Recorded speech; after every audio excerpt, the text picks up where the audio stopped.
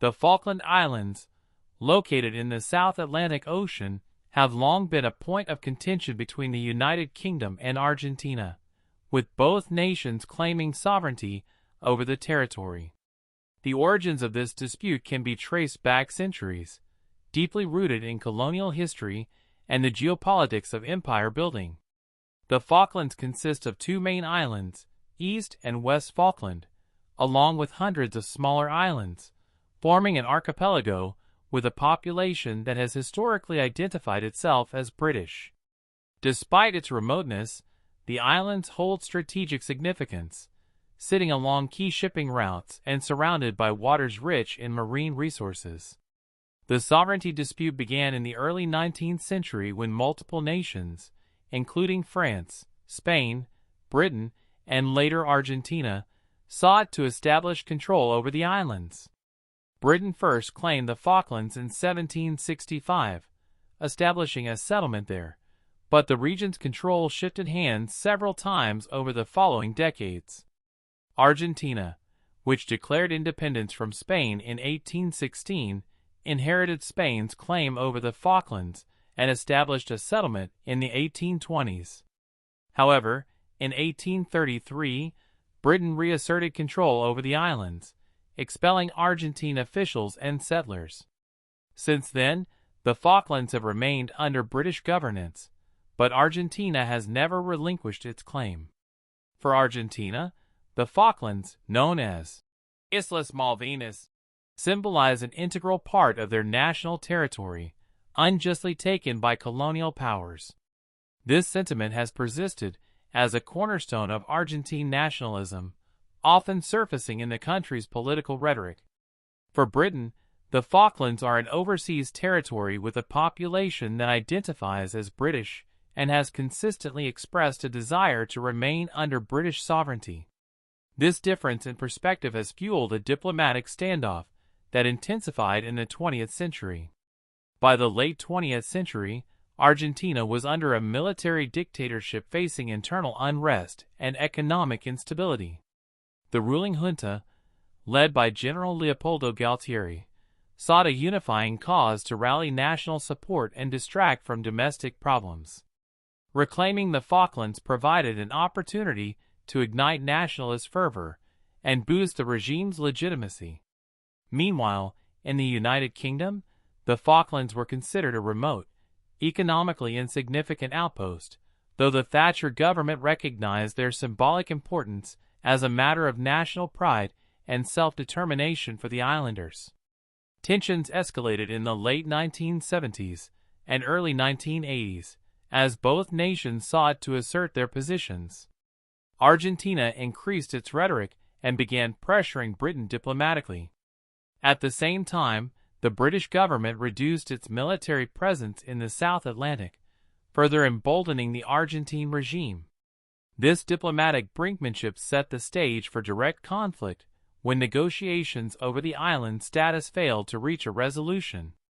In April 1982, Argentina took decisive action, launching Operation Rosario, a military invasion of the Falklands. Argentine forces quickly overwhelmed the small British garrison stationed on the islands, hoisting the Argentine flag and declaring the territory reclaimed. The invasion was met with widespread support in Argentina, with large-scale public celebrations fueled by patriotic fervor. For the military junta, this was a strategic gamble to consolidate power, but for Britain, it was an unacceptable challenge to sovereignty and international norms. The British government, led by Prime Minister Margaret Thatcher, responded decisively. The invasion was seen not only as a violation of territorial integrity, but also as a challenge to Britain's global standing. Thatcher's government faced significant political pressure to act, and the decision to dispatch a naval task force to retake the islands marked the beginning of the Falklands War. The historical backdrop of the conflict highlights the deep-seated emotions, nationalistic pride, and geopolitical strategies that transformed a remote archipelago into a flashpoint for war. The Falklands War, though brief, was a conflict marked by intense battles, strategic maneuvers, and significant losses on both sides. It began in April 1982 with Argentina's invasion of the Falkland Islands, and concluded in June of the same year with British forces reclaiming control.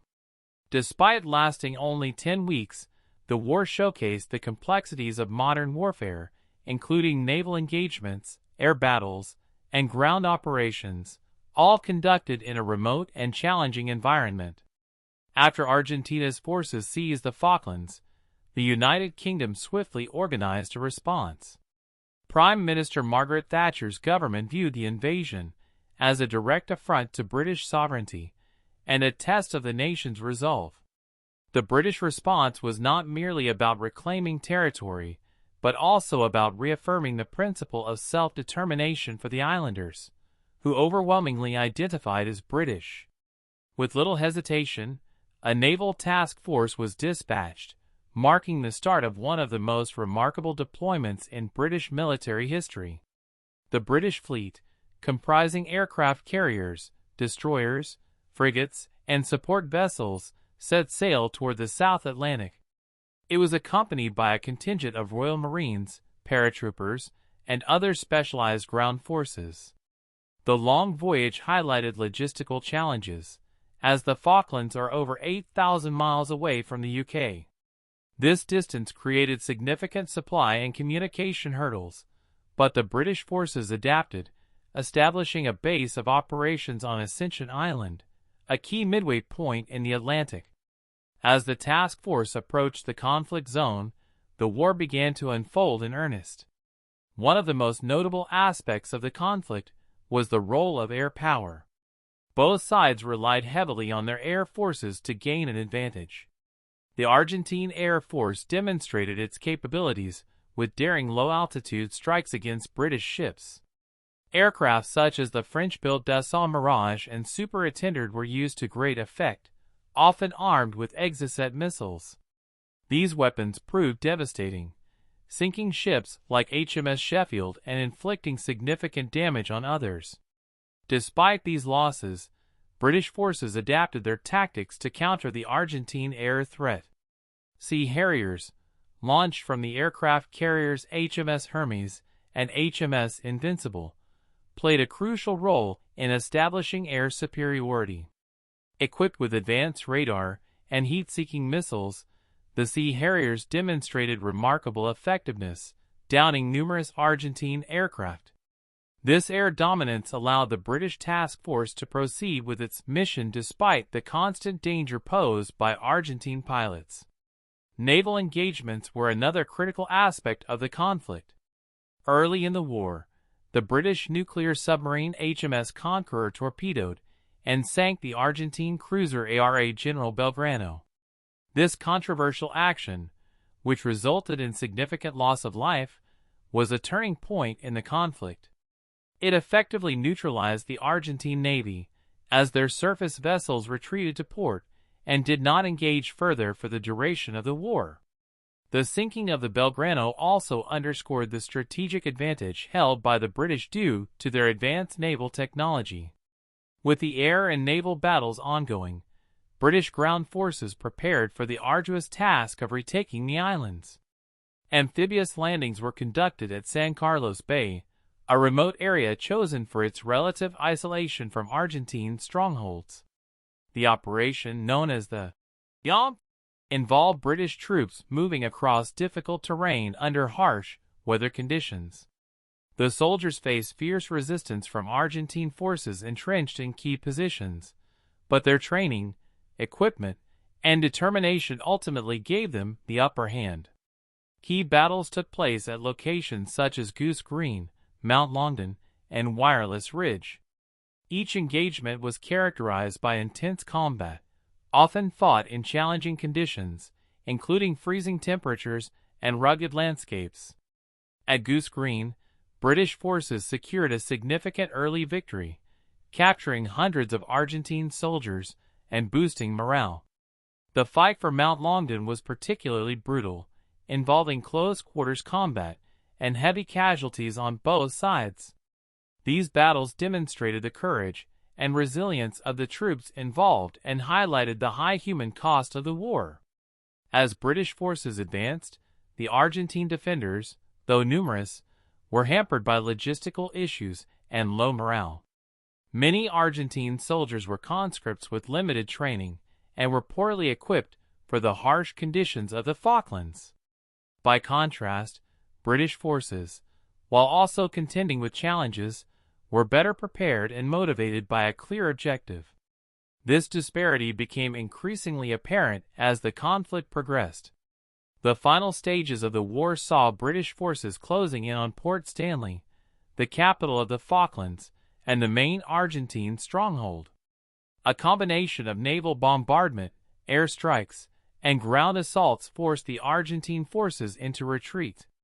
On June 14, 1982, Argentine commanders in Port Stanley surrendered, effectively ending the war. British forces regained control of the islands, and the Union Jack was raised once again, symbolizing victory. The Falklands War, though short, left a lasting impact on both nations. For the UK, it was a moment of national pride and a demonstration of military resolve. For Argentina, it was a humbling defeat that led to the fall of the ruling military junta and a reassessment of the nation's approach to foreign policy. The conflict remains a powerful example of how even a small-scale war can involve immense strategy, sacrifice, and lasting consequences. The aftermath of the Falklands War brought profound changes for both the United Kingdom and Argentina, shaping their domestic politics, international relations, and the future of the islands themselves.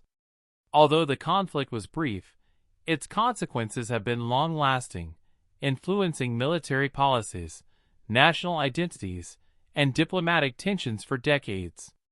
For the United Kingdom, the victory in the Falklands marked a turning point in national morale and international standing. At the time of the war, Britain was grappling with economic difficulties and declining global influence. The success of the military campaign bolstered national pride and reinforced the idea of Britain as a resilient and capable power, even in the face of logistical and geopolitical challenges. The war became a defining moment for Prime Minister Margaret Thatcher, solidifying her leadership and significantly boosting her popularity.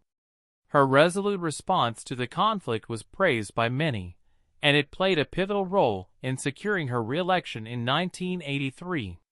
Thatcher's government also used the victory to justify increased defense spending, emphasizing the importance of military readiness and the ability to project power globally. In terms of the Falkland Islands themselves, the post-war period saw significant changes aimed at securing the islands and improving the quality of life for their residents. The British government invested heavily in the island's infrastructure, including the construction of a permanent military base at Mount Pleasant. This base not only enhanced the defense capabilities of the islands, but also served as a deterrent against any future aggression. Economic development was another focus, with efforts to diversify the island's economy beyond sheep farming, which had historically been the primary industry. Fishing licenses, oil exploration, and tourism became key components of the local economy, providing new opportunities for the islanders. The people of the Falklands, who overwhelmingly identify as British, also benefited from improved governance and representation. A new constitution was introduced in 1985, granting the islanders greater autonomy and reinforcing their right to self-determination. This was a direct response to the war, highlighting Britain's commitment to the wishes of the Falkland Islanders. The population remained small but resilient, cherishing their British identity and maintaining a strong sense of community despite the challenges of living in a remote and often harsh environment. For Argentina, the war's outcome was a devastating blow, both militarily and politically. The Argentine military junta, led by General Leopoldo Galtieri, had initiated the invasion in part to distract from domestic unrest and economic turmoil. However, the swift and decisive defeat exposed the weaknesses of the regime including its poor planning, inadequate resources, and failure to anticipate the British response. Public opinion, initially supportive of the invasion, turned sharply against the junta as the human and financial costs of the war became apparent. Over 600 Argentine soldiers lost their lives in the conflict, and the defeat eroded the regime's credibility. The fallout from the war led to the collapse of the military junta in 1983, marking the end of a dark period in Argentina's history characterized by authoritarian rule and widespread human rights abuses. The return to civilian democracy was a significant turning point, allowing the country to rebuild its political institutions and address the deep divisions within its society. However, the loss of the Falklands remained a source of national grief and frustration, continuing to shape Argentine politics and identity. The government maintained its claim to the islands, and the issue of sovereignty became a recurring theme in political discourse. Diplomatic relations between the United Kingdom and Argentina were severed during the war, and remained strained for years afterward. It was not until 1989 that formal diplomatic ties were restored, following negotiations that emphasized practical cooperation while sidestepping the issue of sovereignty. Despite this, the question of who owns the Falklands continues to be a contentious topic. Argentina periodically raises the issue on international platforms, seeking support from other nations and regional organizations. The British government, in turn, has consistently reaffirmed its commitment to the Falkland Islanders' right to self-determination, a principle that remains central to its position. The war also had broader implications for global geopolitics. For the UK, it reinforced the importance of maintaining a capable and adaptable military force, even in an era when traditional colonial conflicts were thought to be a thing of the past. The conflict demonstrated the challenges of long-range warfare and highlighted the need for strategic partnerships, with the United States providing crucial logistical and intelligence support during the war. For other nations, the Falklands War served as a cautionary tale about the risks of underestimating an opponent and the complexities of modern warfare. Decades after the conflict, the legacy of the Falklands War continues to resonate. The islands themselves are now more prosperous and secure than ever, with a population that remains steadfastly committed to its British identity.